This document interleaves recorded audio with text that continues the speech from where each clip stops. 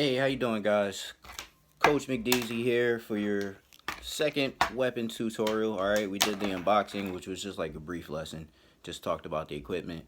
Now we're gonna start getting into deeper knowledge of the equipment and learning some ins and outs of the gear. All right. So again, for those of you that forgot, this is our weapon. This is a saber. All right. This is a competition saber weapon. Saber, of course, is a hack and slash weapon. All right, we don't typically attack with the point, but you can attack with the point, and yes, I do attack with the point a lot. So yes, the point is also a viable way to score, but typically we try and score with this part of the this portion of the weapon. All right, just because it's you don't want to be so close in range and be using this to hit people with. That's kind of close to the hilt, and accidents can happen. You can hit somebody with the handle and stuff. You want to attack from a distance. All right, so you're gonna use the further end of the blade. Typically, most attacks are with the edge. All right, you can see this has an edge and also has a flat. All right, now when you're doing straight attacks, usually you want to use the edge. All right, if you know you got somebody beat on time, you got somebody beat on speed, then yeah, you can use the edge and just do a straight attack. If you got to use a little bit of a craftier attack, usually you're gonna have to use a bit of an arcing attack. So you're gonna be going around the person's guard a little bit. So you would use the flat. All right. Now I would tell you, don't get flat happy. When I was a fencer, I was flat happy. I was always attacking with the flat, but those attacks can be easily deflected because and there's a bit of telegraphing that goes along with preparing for those type of attacks. So you got to keep that in mind too. So be comfortable with attacking both ways, with the edge and with the flat of the blade. All right. Now I got a couple pieces here on the table. I'll show you individually. All right. First piece we're gonna look at is our handle. All right. This is our fencing grip. All right. This is regular, standard saber grip. Standard size. They do come in different sizes, different finishes, different colors. You can get wood, plastic, rubber. Coach's tip: rubber is the best. Plastic is gonna chip. It's gonna break. It's gonna crack. It's gonna be. You're gonna have to throw that away in like a couple weeks. If you fence how most of the people I know fence. Um, the wood also just not very a comfortable grip. Usually they have the wood and they're covered in leather, have them wrapped in leather like a baseball glove or something. But it's just not as comfortable a grip as the rubber. I like the medium. They have some slimmer ones. Um, Usually the red ones I find are a little bit slimmer than the blue, just slightly. But for my hand size, I have an average size hand. I don't have extremely long fingers or anything. Average size handles. Most of my students feel comfortable with the average size handle. They have the big, wide ones as well. My hands are a little bit too small for that, so I can handle the weapon with as much precision. All right. Now, when you're handling your saber, I have the handle deconstructed so I can show you this actually. All right. The back of the grip is flat. The front is rounded. So what you want to do is you hold it on the back. Your thumb goes flat on the back like this. Your pointer finger on the other side. You control your weapon like so. You should be able to turn your saber grip in your hand while you're fencing, okay? These turns have to be coordinated with your footwork at times and with your hand motion so you can parry and so you can make certain cuts. So having good control and dexterity with your fingers is essential in this sport. All right, I know people always think, oh, it's just hack and slash, and no, it's a lot of fine tuning, especially in here.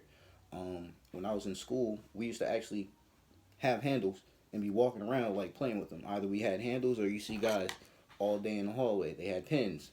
Can't carry your handle around. You got a pin all day. Getting a feel for that dexterity, for that motion, for that timing of the body, okay? We didn't even realize we were doing it half the time. Flicking, flicking, flicking, flicking over and over again. Alright? Same thing, it's your handle. Alright? Twirling in your fingers, get a good feel for it, manipulate it, flex it with the wrist, all around. Okay? Good practice, be able to manipulate your weapon. It all comes from the handle. Okay? The tip is going to do whatever you make it do here. This is the steering wheel. Okay? Don't get it misconstrued. People get caught up with the metal and forget about the rubber. Okay. Our next piece, our guard. All right. Now this one is a painted guard. All right. This is some old scrap I just had laying around the house. All right. It's not supposed to be black. I just did that because I like my gear black. Okay. It matched my jacket. Um, this is a regular one, okay, without the paint on it. All right. Can still use this for competition if I put all the pieces back on. Can no longer use this for competition even if I put the pieces back on. At least not as far as I know. Unless they, lighten up on the rules. I know they're letting you paint a lot more of your gear and wear a lot more colors. But I don't think they've gone to letting you do that. But that would be cool if they did have painted guards. I'm just saying, All right. So now, this, all right, our standard curved saber guard. All right. Now remember, you have 3 weapons in fencing: foil, epee, and saber. Saber is the only one to have a guard like this. The other 2 guards are more of a circular shape. If you guys did the other assignment on the gear, you should have looked up the other weapons and be familiar with what they look like. Our course, of course, we're all saber, but it's good to be well-rounded. A lot of my skills I take from the other weapons. So, yes, I fence saber, but sometimes I score points and I look like a foilist when I'm scoring points because I took that move from a foilist. So don't be closed-minded. Learn as much as you can about the sport overall, both of knowledge. Plus, you never know. Your coach might need you one day and throw you into another weapon. Okay? Be ready. But anyway, all right. So this guard is going to take a lot of your damage. All right? You see all of those scratches in there? My camera's pretty clear. You can see all of those scratches in there. All right? This is one that we use throughout the year for training. Now, a brand new guard, you can see this one, it's like a mirror. All right? This used to look like this.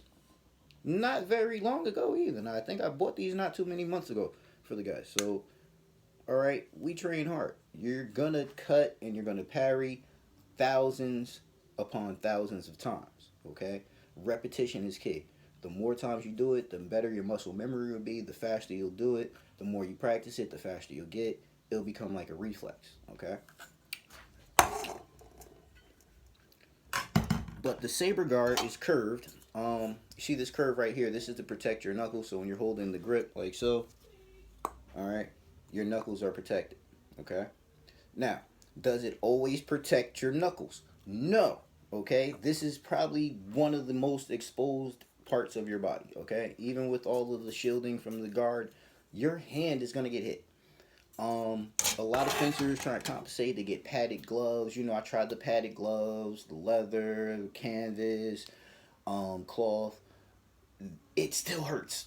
No matter what kind of glove I wore, it still hurt. So you got to be prepared for that mentally. Sometimes your hands are going to be hit. You want to protect your hand as much as possible. So you do not want to take damage to your hand because then that will decrease your ability to manipulate your weapon. Okay? So if that's not clear to you guys, just apply some thought. If my hands hurt, I can't move it as fast. Protect your hand. Okay? So that shield, whatever protection it does offer, you need to be able to manipulate it. All right? Because if you're going to lunge to someone's 4 side or to someone's 3 side and they come at you, well, your hand is exposed at that point. So you need to be able to turn your wrist very quickly. All right? A lot of times we deflect things, bong, off to the side, closeouts, all right? Whipping very fast and catching the guy right there in the front. All right? You got to be creative, but you got to be, you got to be realistic at the same time, okay? Now, I wanted you to look at these 2 weapons. Now, these 2 weapons are very similar, all right? They are obviously both sabers. However, one, competition, the other, practice. Let's look at these differences, okay? The main difference, right there, all right? This is a 2-prong socket. We use the 2-prong socket to plug our body cords into. All right, our body cords then run down the length of your jacket, down the back, connect to the reels machine, and connect to your jacket, as well as connecting here to your blade. All right, so this is the end of the connection. All right, I believe we talked briefly in practice about completing a circuit. All right, we're talking electrical wiring and things like that. This is the end of that circuit. All right, if your blade isn't plugged in, the machine won't register properly. Typically you'll get a white light. It'll be like a malfunction light. And it'll just keep, and it's a very loud, annoying sound that goes along with it. You want to fix that quick because that is annoying, and if it's going off all over the room, it gets annoying. Your 2-prong sockets, sometimes if you look in here, all right, now you have a big hole and a smaller hole, all right. That's how you know how to plug the actual body cord in, okay. You put obviously the big side of the socket in the big hole, the small side in the small hole.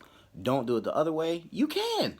Be surprised. If you use enough force, you probably can jam it up in there and break your body cord. So be mindful. Don't just, be rushing to get to the strip so fast and shove it up in there, because you can break it, especially if your clip is off of the body cord, which happens pretty quick. You guys are going to find that out soon. This weapon is already primed and ready. I got it directly from the armorer, already built. All right, it came with a plastic bag wrapped around it and stuff. Keep it all shiny from getting scratches and packaging. But let's just say, I don't have money to go and order me a complete saber. So let me see. Mr. McDowell, you got a guard for me? Yeah, I got a guard for you. Kill. Okay, Mr. McDowell, you got a handle for me? Yeah, sure, I got an extra grip for you, kid. Why not? All right, what else you need? Oh, you got a thumb pad? Sure, I got a thumb pad. What color you want? Blue or pink or competition red. All right, so we got 3 different thumb pads right there. All right, these are typically for foil. All right, you see them perfectly round. Usually they come for foils, but you can use them on the Saber. It's just a thumb pad. It's not gonna matter. Okay? For competition, you would like the cutout right there so that the socket will be easier to reach. You don't have to, but then you'll have to lift the thumb pad up in order to plug it in. That gets annoying, and it gets in the way, and then it crowds the little bit of space that you do have when holding the handle. Now remember, this handle right here, you're gonna have your glove on. You're gonna have that glove has a gauntlet. You got the wiring. The body cord is up in there, so you're not gonna have as much room to play. A lot of people ask me, "Can you switch hands when you're fencing?" No, you're plugged into a machine, and that would be crazy, all right? Because if you go and try and switch hands, it's going to be a cord right there, all right? You can't switch hands when you're fencing. So let's just answer that, get that out the way now. All right, so this video is running. I got to do them in increments because camera space and technology is crazy right now. But I'm trying to get the hang of it. But I have to do 15-minute videos or less. So right now I'm going to have to cut this video short because on my next video when I come back, I'm going to show you guys how to take it apart and put it back together. Essentially how to finish building your own weapon with this gear I just loaned you, okay? This comes in especially handy if you're a left-handed fencer. I did not order any left-handed equipment. Not a problem. I was trained by a lefty. Coach rarely ordered left-handed equipment either. So we always had equipment, okay? All you gotta do is switch the socket from one side to the other. It'll still work the same, okay? But I'm gonna show you guys that when I come back. I actually gotta drop off my last kit to Emmanuel. Thank you for finally doing your assignment, Emmanuel. And stop at Home Depot, and I'll be right back to you guys, and I'll post another lesson when we get back, okay? Enjoy. Right now, explore your equipment. Don't break anything, all right? And be careful, all right? Be safe.